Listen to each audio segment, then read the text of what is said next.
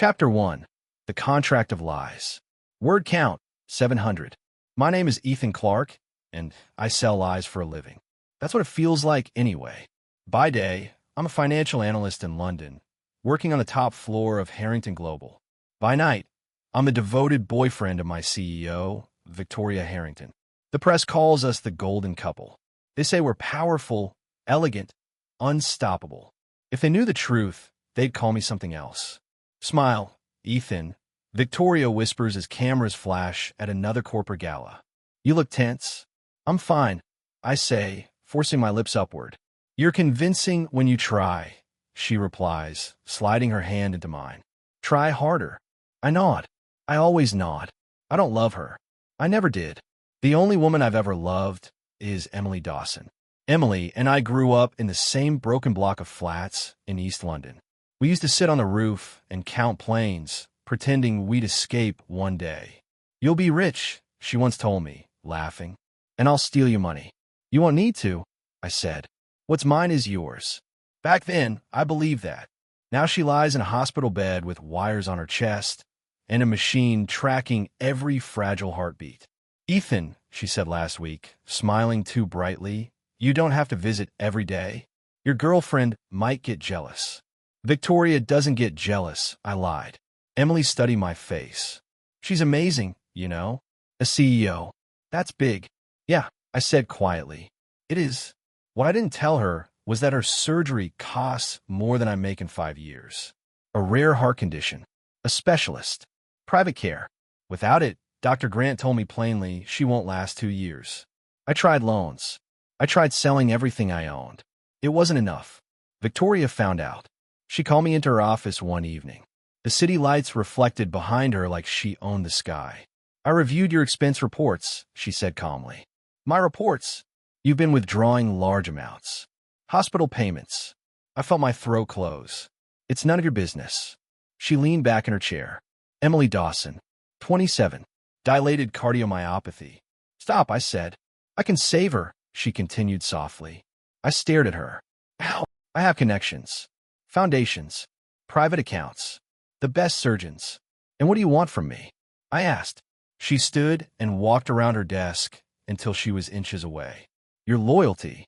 Your image. Your silence. I didn't understand. What does that mean?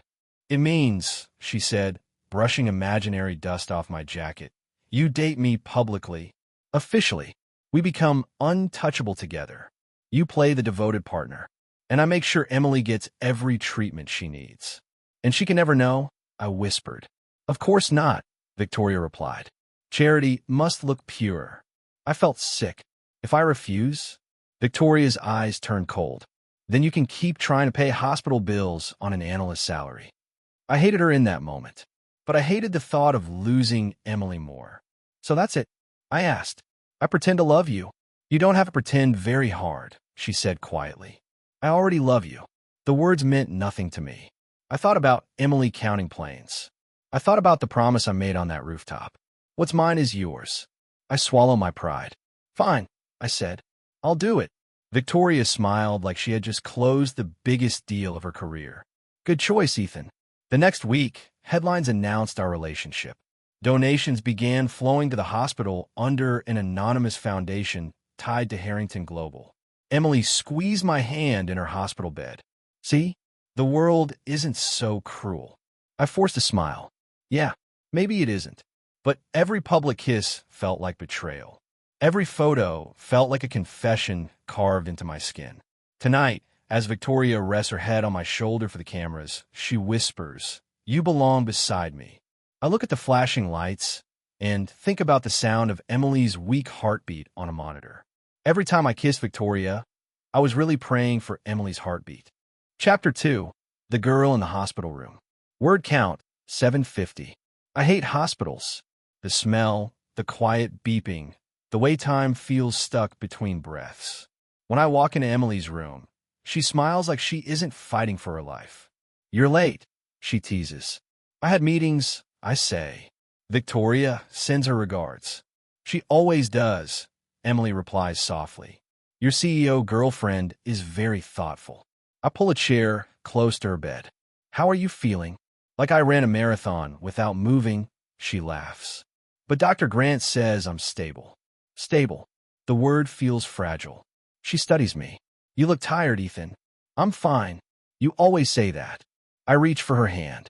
It's colder than it used to be. I heard something amazing, she says. The foundation approved another payment. The nurse told me this morning. Yeah. My throat tightens. Yeah. Can you believe strangers care this much?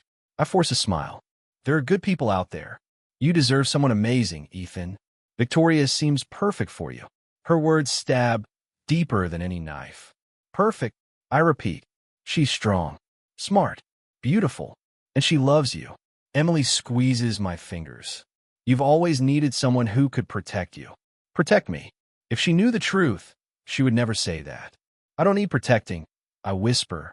You do, she insists. You've been fighting alone your whole life. I look away because if I don't, I might confess everything. Dr. Oliver Grant knocks and steps inside. Mr. Clark, he says. Emily. Doc, I nod. How honest do you want me to be today? He asks gently. Emily smiles. Completely. He checks her chart. Your condition hasn't worsened, but it hasn't improved either. The surgery is still your best option. I know, she says calmly. The funding has been steady so far, he continues, glancing at me. But these procedures require long-term commitment. Interruptions can delay scheduling. How long do we have? I ask. If payments remain consistent, we can operate within 3 months. If they stop, he pauses, we reassess. Reassess means we lose. They won't stop, I say too quickly. Dr. Grant hold my gaze. I hope you're right. After he leaves, Emily tilts her head. You get very serious when money comes up. I'm just thinking. You don't have to carry everything, she says softly. If only she knew that I carry everything. Later that night, I stand beside Victoria at a charity gala hosted under her company's name. Cameras flash. Investors smile. She keeps her hand on my arm like I might disappear. You visited her, she says without looking at me. Yes. And she's stable. Good, Victoria replies. That means my investment is working. She's not an investment, I snap quietly. Victoria's smile never fades. Careful. I swallow my anger. Dr. Grant said funding must stay consistent. It will, she says. As long as you remember your role. I remember. She leans closer, her voice low. You belong beside me. I stay silent. Don't forget who's keeping her alive, she whispers. The music swells around us, but I hear nothing except that sentence. I haven't forgotten, I say. Good, she replies. Because if you ever do, I might reconsider my generosity. I feel like a dog on a leash. Later, on the balcony, I try to breathe. Victoria joins me. You look troubled. I'm just tired. You should be grateful, she says. Most men would beg for what you have. What do I have? Power. Protection. A future. At what cost? She turns to face me fully. You agreed to the terms, Ethan. I know. Then stop looking at me like I'm your enemy. I don't answer because the truth would end everything. When I return to the hospital the next morning, Emily greets me with that same brave smile. You look better today, she says. Do I? Yeah, like you're winning at life. If she only knew the game I'm playing. She squeezes my hand again. I'm lucky, you know. A secret foundation paying my bills. A best friend who visits every day. Maybe the world really is kind. I lean forward and rest my forehead against her hand. I hope it is, I whisper. Because if that foundation disappears, so does her chance. And the cruel truth sits heavy in my chest. The world isn't kind. Victoria is. And only on her terms. I notice the cracks the day Daniel Reed shuts my office door without knocking. Tell me I'm wrong, he says. About what? About you looking like a hostage every time Victoria walks in. I sigh. Lower your voice. It's just us, he replies. Mate, this isn't love. It's control. You don't understand. Then help me understand. He pushes. You're top of your field. Smart. Calm. But around her, you flinch. I don't flinch. You do. I lean back in my chair. Drop it, Daniel. He studies me for a long second. Fine. But if she's got something on you, I need to know. She doesn't, I lie. He shakes his head. You used to argue with board members twice your size. Now you just nod. I'm being strategic. Strategic, he scoffs. Or obedient? I don't answer. That evening, I attend a corporate dinner at a private members club. Crystal glasses. Soft music. Smiles that don't reach eyes. Victoria stands at the head of the table, commanding as always. Gentlemen, she says smoothly, Harrington Global has never been stronger. I clap with the others.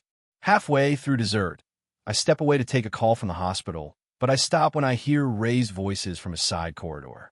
You promised this wouldn't surface, a woman snaps. I recognize Margaret Collins, senior board member. I said I would manage it, Victoria replies sharply. An investigation by the Financial Conduct Authority is not something you manage quietly. My stomach tightens. You're overreacting, Victoria says. They're reviewing accounts tied to special disbursement funds, Margaret continues. If they trace irregular transfers. They won't, Victoria cuts in. And if they do, who takes the fall? Silence. Then Victoria answers, calm and cold. The department responsible for processing them. My department. I step back before they see me. When Victoria returns to the table, she smiles as if nothing happened. Later, in the car, she glances at me. You were gone a while. I needed air. Did you hear anything interesting? My pulse jumps. No.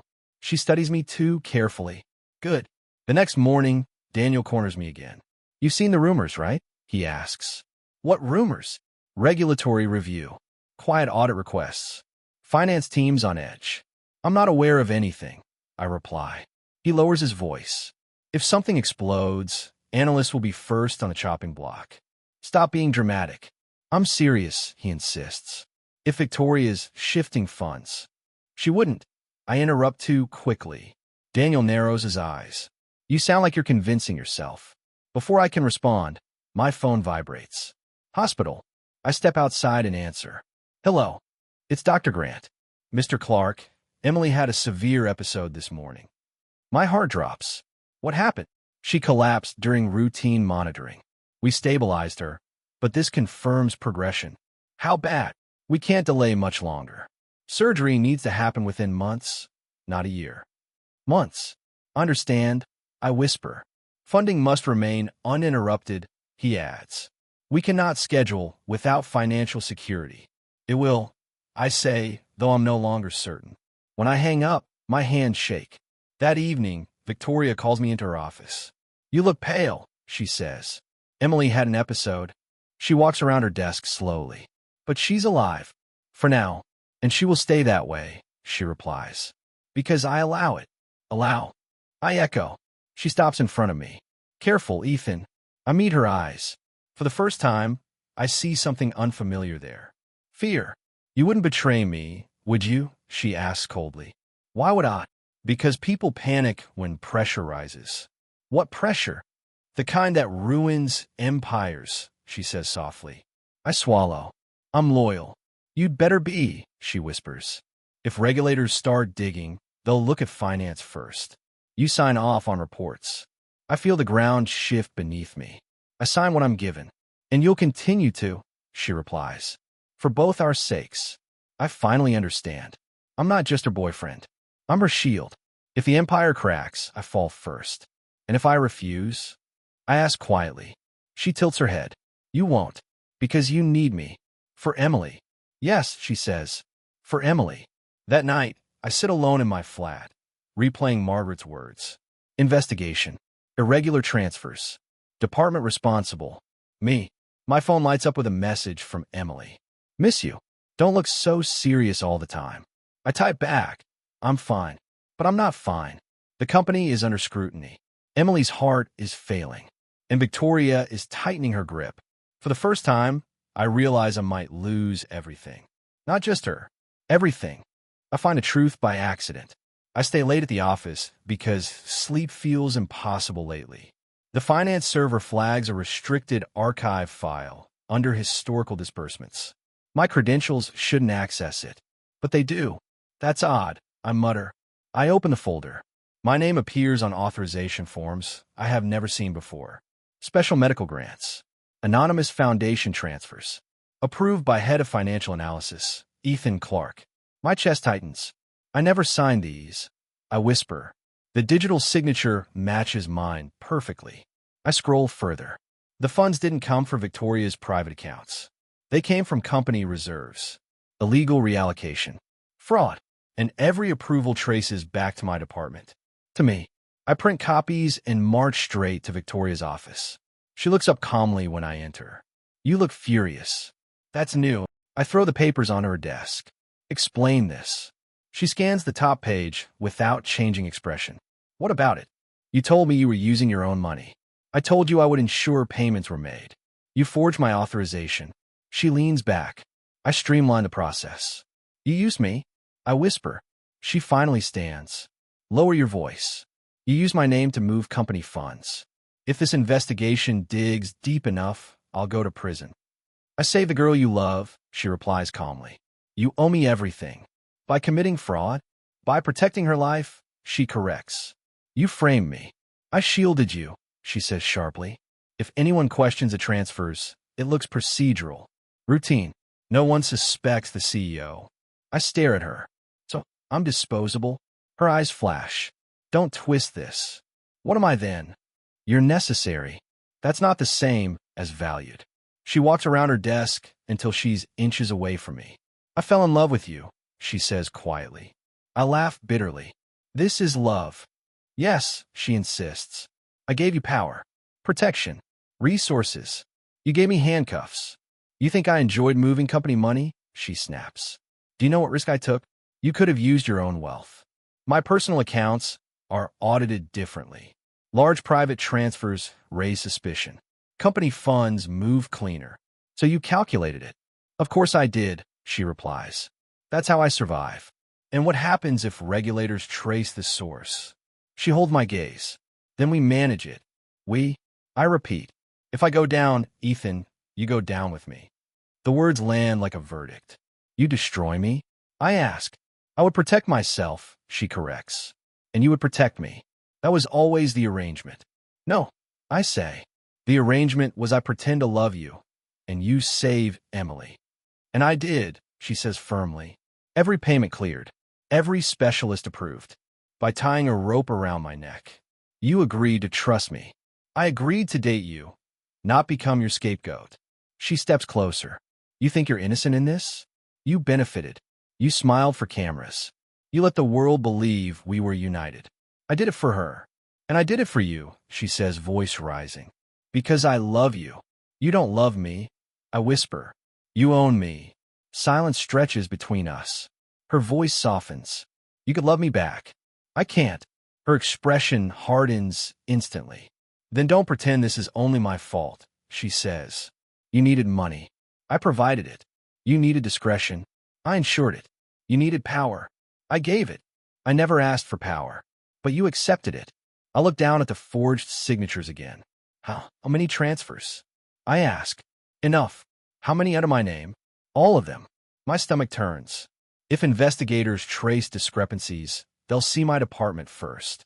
Yes. And you'll distance yourself. I'll do what I must. I feel something inside me crack. You trapped me. I secured us, she corrects. There is no us. There is, she says firmly. Because you can't walk away. And why is that? Because Emily's surgery hasn't been scheduled yet. Funding approval requires continued disbursement. I freeze. You'd stop. If you stopped standing beside me, yes. I step back as if she struck me. You'd let her die? She doesn't answer directly.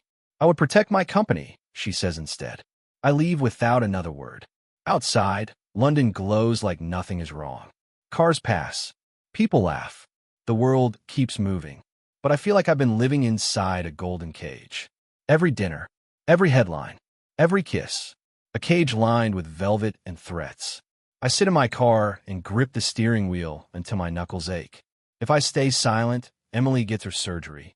I keep my freedom for now. If I expose Victoria, the company collapses. The funding freezes. Emily's life hangs in the balance. I whisper into the empty car, what do I do?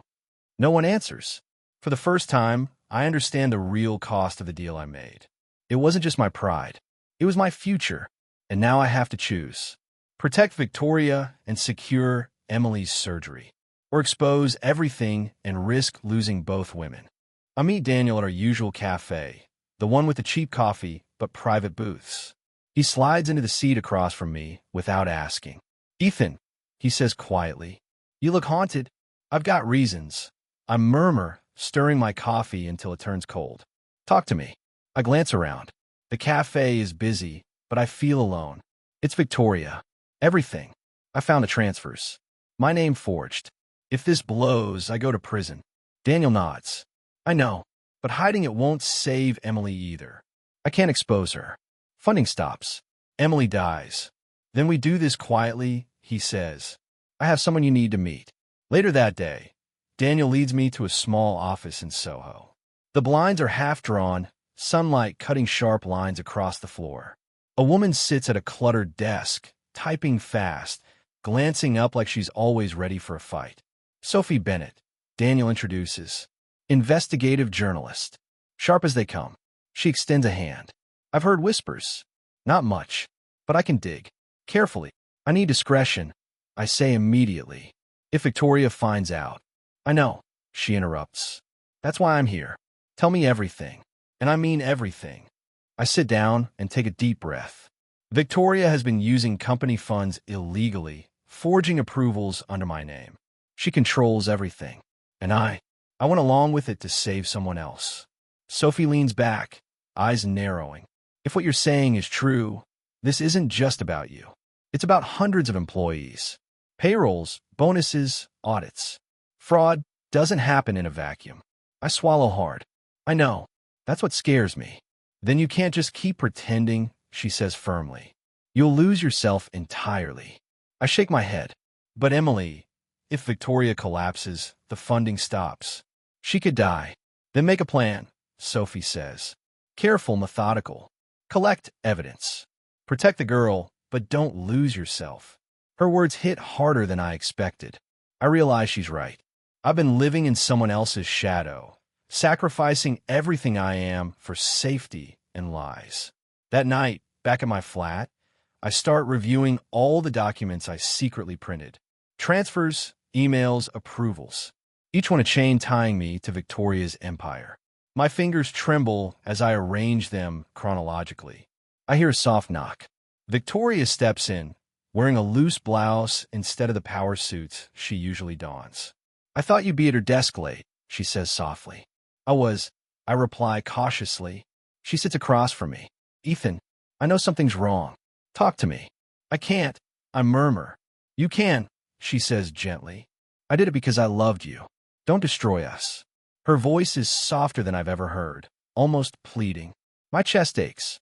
For a moment, I almost break. "You don't understand," I whisper. "I can't just keep pretending." She reaches across the table, but I pull back. "I loved you," she says again. "I only ever wanted to protect you." "Protecting me shouldn't feel like a trap," I mutter. Her eyes glisten. "You can still choose me. We can survive this together."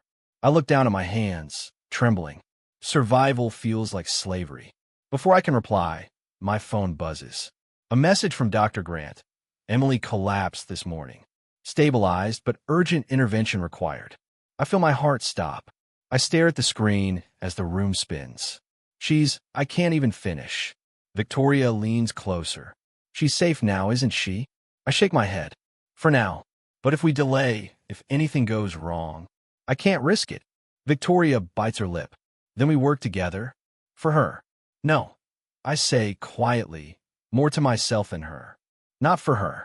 For me. I can't live like this anymore." She looks at me like I've just shattered something sacred. "You don't mean that." "I do," I whisper. "Every lie I've told, every smile I've forced, it's killing me.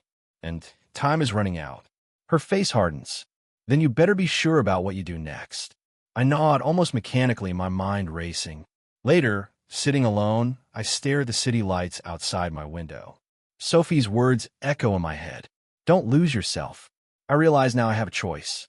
I can continue hiding behind lies and save Emily, or I can fight, carefully, to dismantle Victoria's empire while protecting the woman I truly love. And for the first time in years, I feel something resembling freedom. Time is running out, and war has already begun. I wake to a flurry of notifications. Screens flashing red, emails piling up, anonymous leaks, internal memos, whispers of irregular transfers. Daniel, I murmur, gripping my phone.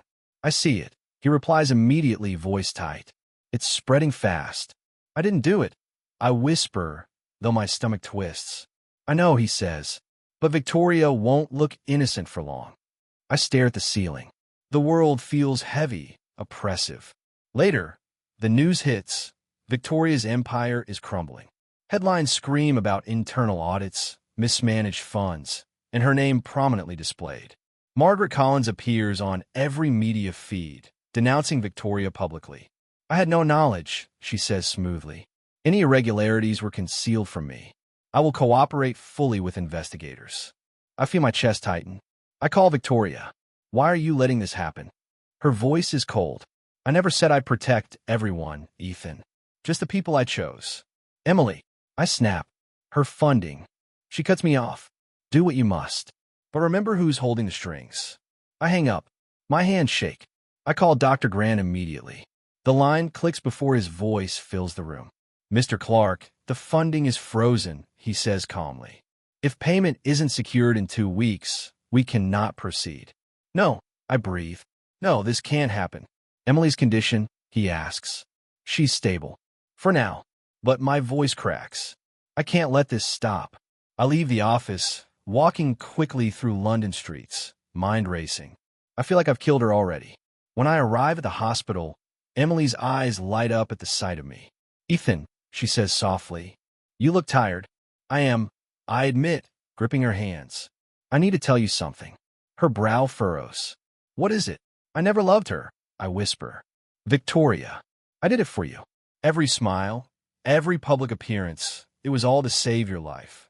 Tears well in her eyes, but she doesn't recoil. She just holds my gaze. You should have trusted me with the truth, she says quietly. I feel my face heat. Ashamed. For the first time, the weight of years of lies presses down fully. I thought I was protecting you, I mutter. You were protecting me, she says, but at the cost of yourself.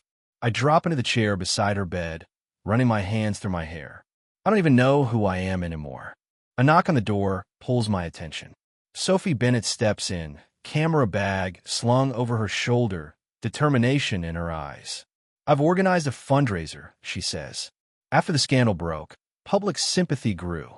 People are donating directly. It's transparent, legitimate, and enough to cover Emily's surgery. I stare at her. You did this after everything. I did it because someone had to, she says firmly. Because truth matters, even if it hurts. I glance at Emily, her fragile hand in mine, and feel the tiniest weight lift from my chest. Relief, but it's tangled with guilt. Sophie sits across from me.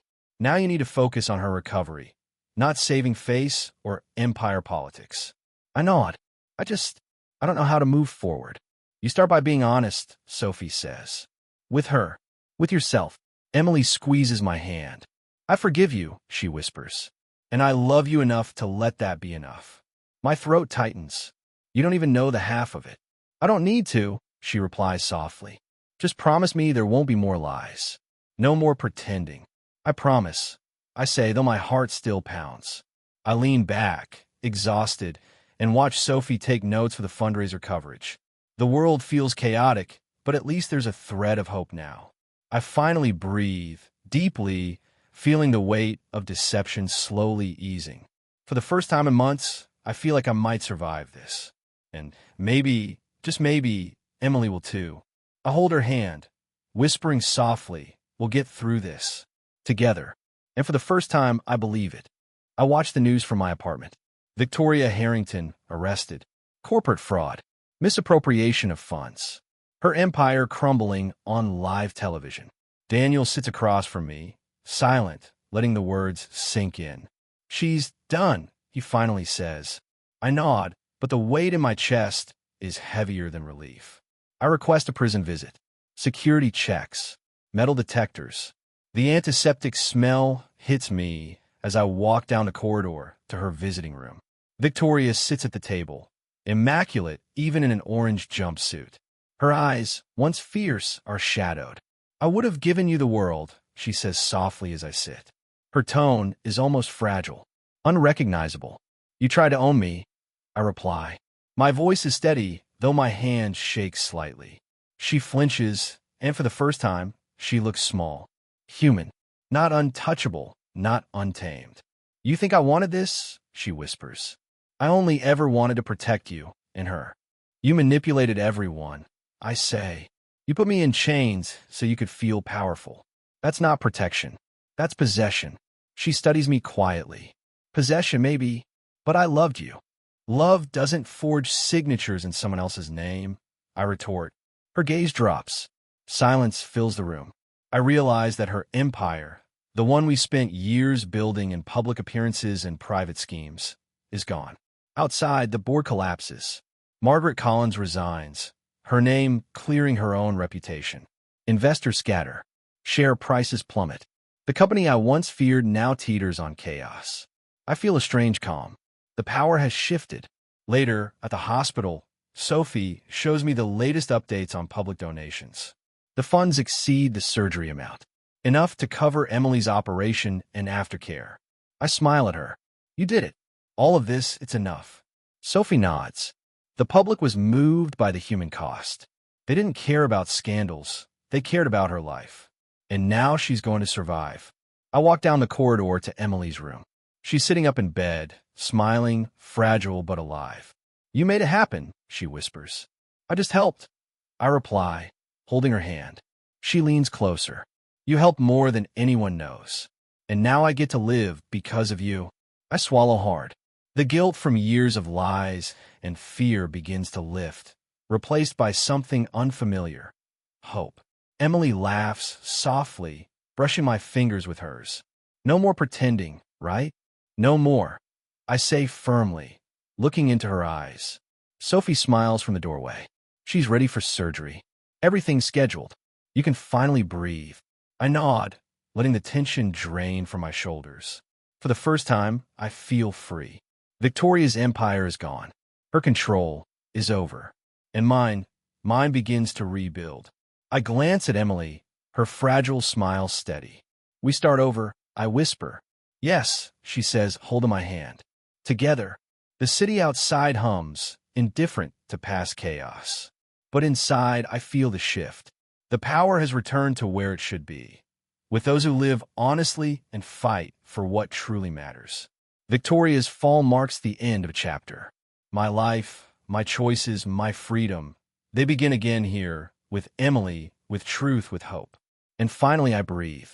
The waiting room is silent except for the low hum of fluorescent lights. Daniel sits on one side of me, Sophie on the other. Coffee cups untouched. Phones buzzing silently in our laps. How long?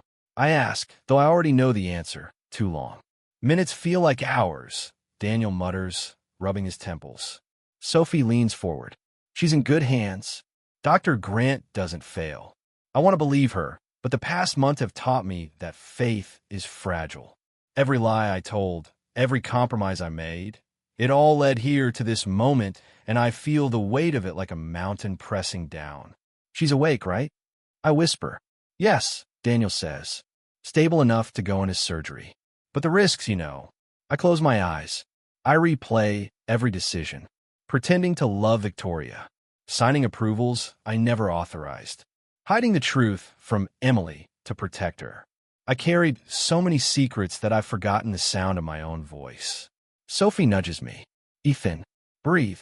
You did what you had to. Now she's in the right hands. I still lied to her. I murmur. I'll let her think the money came from strangers. From charity, not from the chaos Victoria created, not from me trying to protect her. She doesn't know the details, and she never has to, Sophie says firmly.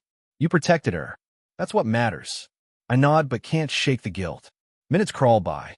I pace, gripping my coat, my mind refusing to rest. Each second stretches longer. Memories of hospital visits, whispered encouragements, stolen smiles flashing like lightning. Every hug, every lie, every silent prayer, it all comes back. Finally, the door opens. Dr. Grant walks out, scrubs rumpled, mask dangling around his neck. His face is calm but tired. She made it through, he says. I don't respond. I can't. My knees buckle. and I sink into a chair. Tears burn my eyes. Successful. I manage. Yes, he says. Complications were minimal. She'll need recovery time, but the surgery went well. She's stable. I let the tears fall unrestrained. All the tension, the fear, the guilt, everything I've carried for months comes pouring out. Daniel claps a hand on my shoulder. Sophie leans forward, her own eyes glistening. I feel like I failed her anyway. I whisper, voice breaking. You save her life, Sophie says firmly. Nothing else matters right now. I nod, wiping at my eyes. The weight in my chest eases slightly, though I know the road ahead won't be easy. Emily will recover, but it will take time, patience, and careful care. Hours later, I sit beside her bed. She stirs, blinking up at me. Fragile, pale but smiling faintly. You're here, she whispers. Of course, I reply. I'll be here every second. She reaches for my hand, weak but insistent. No more lies. Ever. I swallow, emotion choking me. I promise, I say. She nods, and I feel a strange relief, as if a storm inside me has finally begun to calm. The guilt, the fear, the compromises, they can't touch us here. Not anymore. Daniel and Sophie quietly step outside, giving us space. I hold Emily's hand gently, afraid to let go. I've waited for this moment. I murmur. For you to be safe. For this to be real. She squeezes my hand softly. It is real, and you're here. That's what matters. I press my forehead against hers, tears falling freely. I'll never hide anything from you again. No more lies, she repeats, a faint smile brushing her lips. I nod. Never. The hospital hums around us. Machines, distant footsteps, muffled voices. But inside this room, it's quiet. Safe. For the first time, I feel like we've crossed a threshold. Into honesty, into healing, into something real. I hold her hand tighter, silently vowing to never betray that trust again. And for the first time in a long time, I allow myself to breathe, to hope, and to simply be beside the person I truly love. Months pass in a blur of hospital visits, paperwork, and cautious recovery. Victoria is sentenced. I hear it on the news while Emily naps beside me. 10 years, her empire dismantled. No more lies, no more threats. She's gone. I whisper, tracing her name in my mind, letting the weight lift slightly. Sophie bursts into my apartment one evening, waving a printed copy of her latest magazine feature. Ethan, she says, grinning. The article won. Investigative Reporting Award. Everyone's talking about it. You helped expose the truth, and the human story touched hearts worldwide. I try to smile. I didn't do it for awards.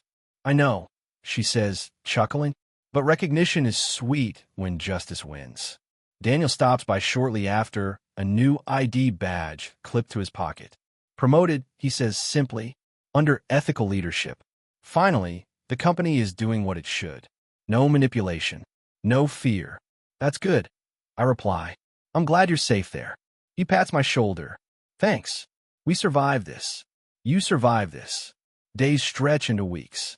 Emily grows stronger. Laughter returns in small doses. Meals are shared. Books read together. The hospital room that once smelled of antiseptic now carries the scent of fresh flowers she insisted on having in every corner. One evening, she takes my hand in hers, but her grip is gentle, tentative. Ethan, she says softly, eyes downcast. I need space. My stomach drops. Space.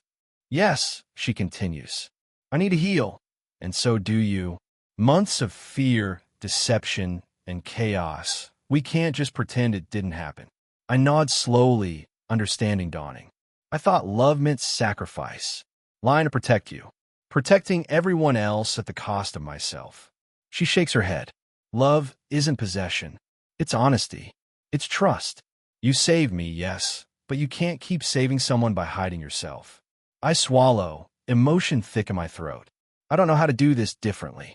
Together, she says, we'll rebuild carefully, but first we heal separately. Find ourselves again. You find your peace. I'll find mine. I squeeze her hand. I can do that. I'll respect your space. Her lips curl into a small smile. Thank you. I sit back and let the moment linger. For the first time in years, I feel unshackled. The tension, the fear, the constant juggling of lies, it's gone. I realize that freedom isn't just avoiding danger or escaping a manipulator. Freedom is clarity, the chance to love without chains, without guilt, without compromise. Daniel checks in occasionally. Sophie updates me on awards and follow-ups, and the world continues its noisy hum outside the hospital walls. And inside, I wait for Emily to grow strong, for trust to rebuild, for honesty to form the foundation of what we'll have next. I breathe deeply.